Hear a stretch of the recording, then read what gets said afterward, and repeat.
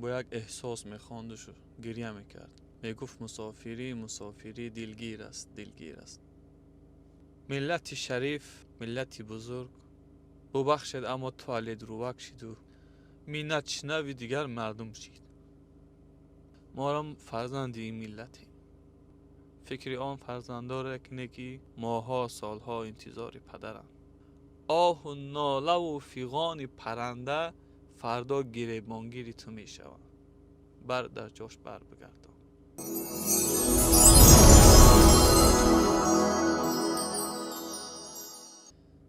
سلام علیکم و رحمت الله و برکاته. نو یک ویدیو را در تیک تاک دیدم که یک برادر افغان درباره مسافری یک سرود می خواند و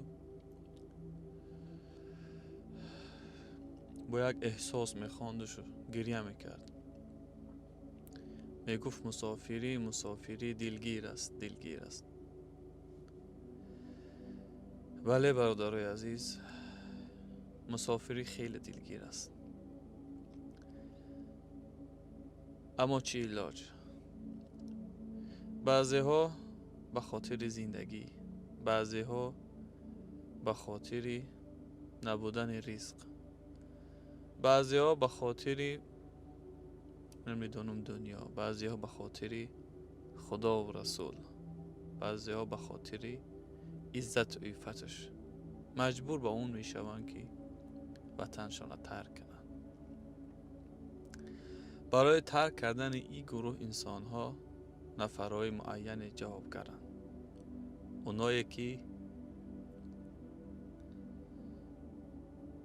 ذمه ما را گرفتن و گفتن که برای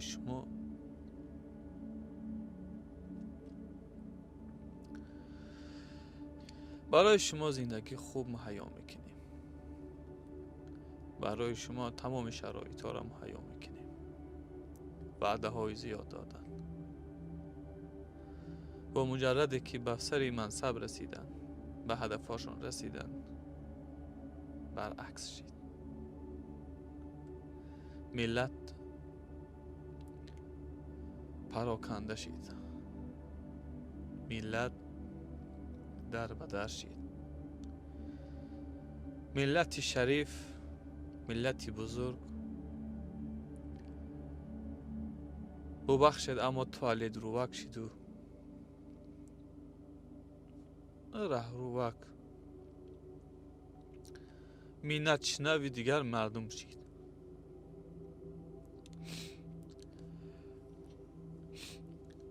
قسم به خدا اکثریت مردم اگر مجبور نباشند هیچ کس مهاجر نمی شود، هیچ کس هجرت نمی کنه. پیغمبر خدا علیه السلام که بهترین خلق بود،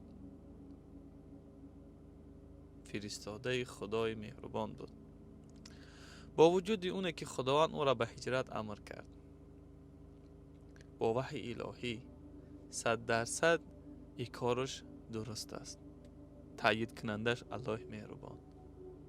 با وجود او وقتی از مکه بیرون میشید میگفت ای مکه، هر آینه من ترا یاد میکنم. پیغمبر بود، رسالت داشت. با این کار تایید از سوی خداوند شده بود که تو باید هجرت کنی. با وجود او برای مکه میگفت چی پزمان میشه که مکه و مدینه در یک دولت هستند، بینشان فاصله زیاد نیست. اما ما مردم که هزارها کیلومتر از وطن دوریم، حال هجرت ما را کسی تایید کردگی نیست.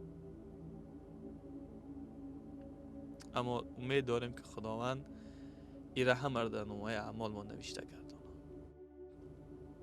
ما چه خیل پزمان نشیم.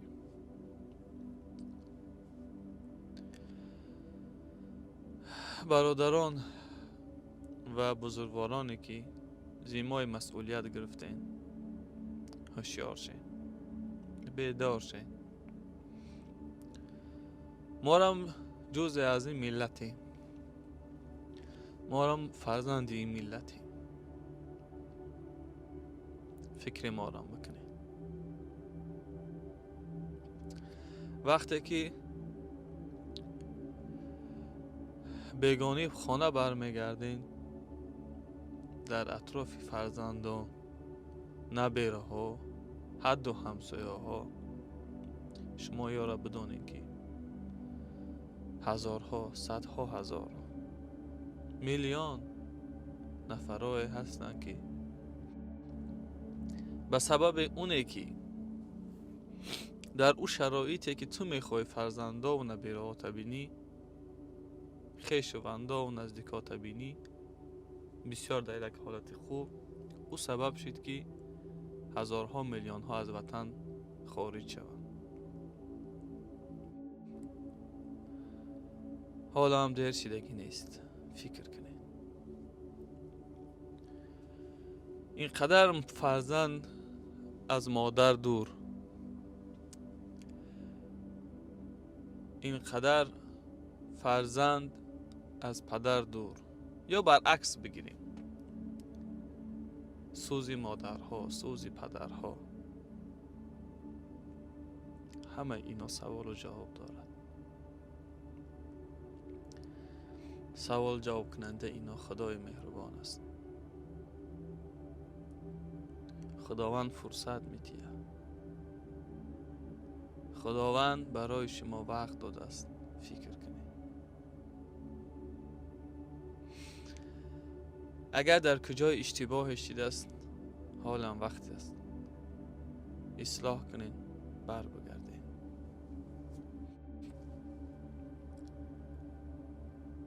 شاعر میگه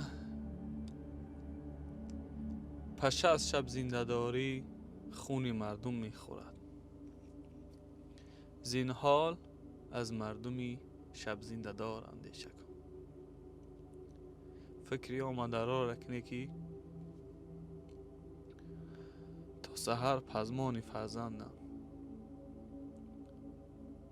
فکری آن فرزنده را رکنه که ماها سالها انتظار پدرم.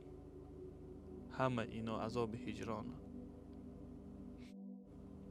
نفرانی که این مسئولیت بر دوش گرفتین بسیار سنگین است. فردا از این مسئولیت پرسیده میشین.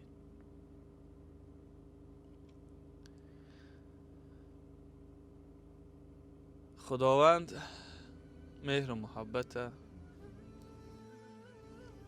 بین مردم و بین نفرانی که مسئولیت به گردن گرفتن زیاد بگردانه. من فکر نکنم که یگان کس از همین هجرت و مسافری خیلی خوشحال باشه، بجز جوانا. اونا را مگر آیله دار نباشن، تا سین سالشان به یه جا رسیدن یک هوا و هوس دارن. دیگه همه شبانه روز فکر پدر، مادر، خویشاوندا، وطن میکنن. وقتی یاش بودیم یک شعر بود، نمیدونم کی میخوندش. شاهنشاه شاهانم دنیاست به فرمانم، در تخت سلیمانم به خاک وطن هیجم. همه شرایط داریم، همه امکانیت داریم، از یگان چیز کم نداریم. اما اون چیزی که ما را نمیرسه، پدر، مادر، خویشاوندا، وطنی عزیز است. برای هر یکی ما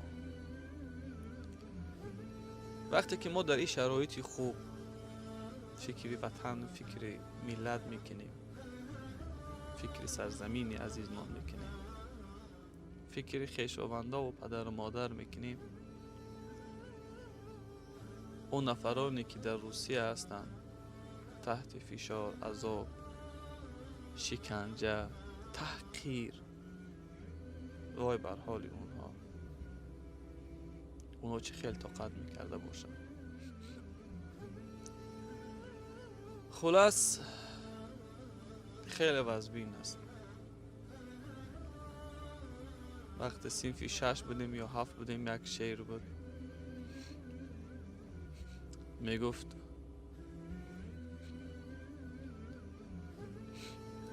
چرخ و فلک و گرد دعایت به وطن، این مرده 100 سال از این نو زنده شود.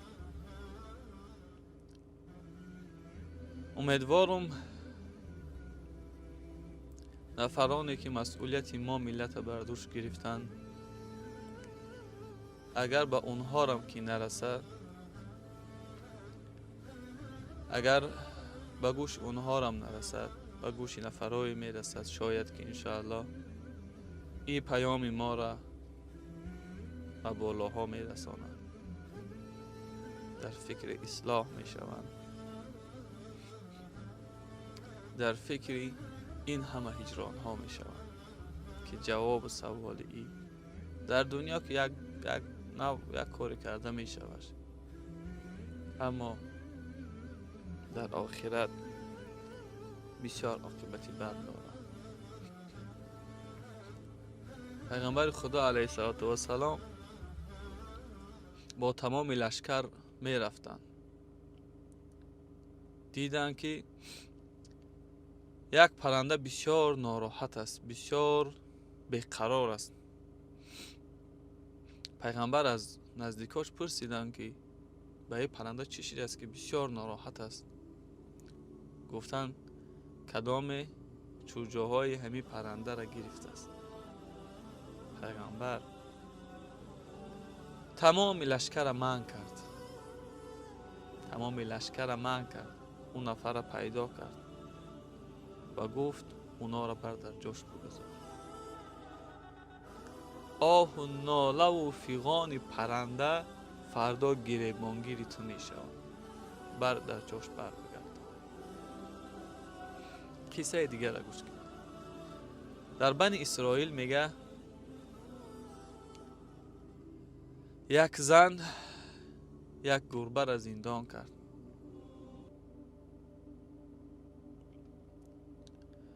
و از گرسنگی مرد. نگذاشت که کسی برای او یک کمکی بکنه، نگذاشت که کسی او را غذا بیاره، نگاه بینش کنه، نه خودش دادش و نگذاشت که دیگرها او را کمک بکنه. گربه از گرسنگی،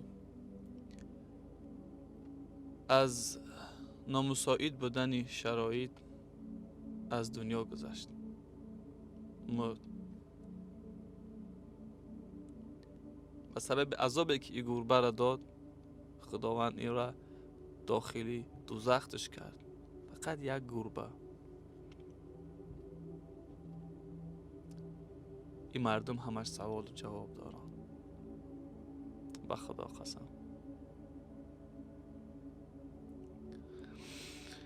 قصه دیگر را گوش کنید.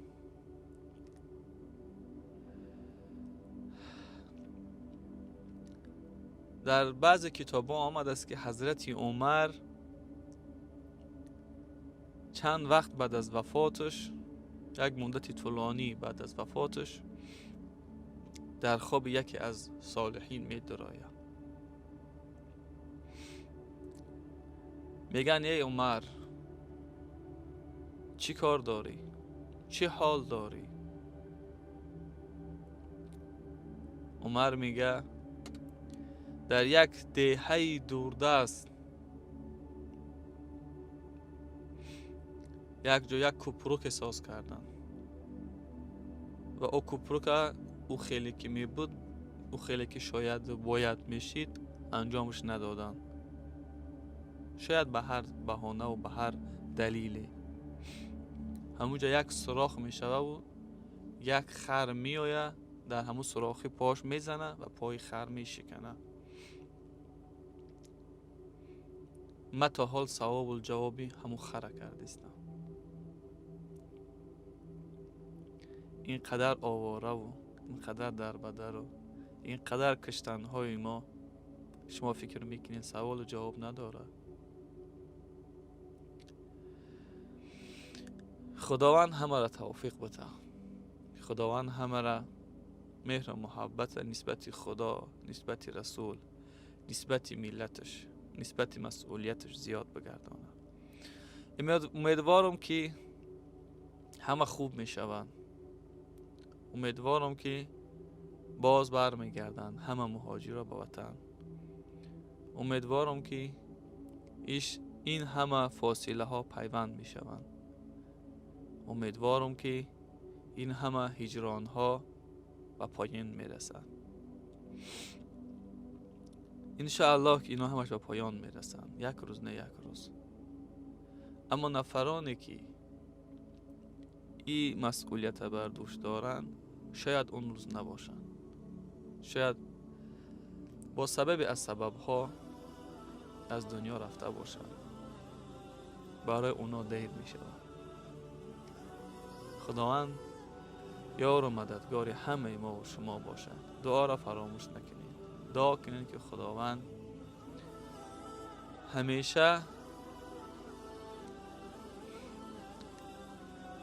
هجرانی که در بین پدر و پسر و فرزند و مادر و خویش تبار است برداشته بکنه. خداوند هر چیز زودتر تمام مهاجرین روی دنیا را به وطناشون بر بگردانه. با امیدی پیروزی عقل، بالایی عدالت، جوش زدن مهر و محبت، پایداری و استواری ملت. خدا یار و یاورتان.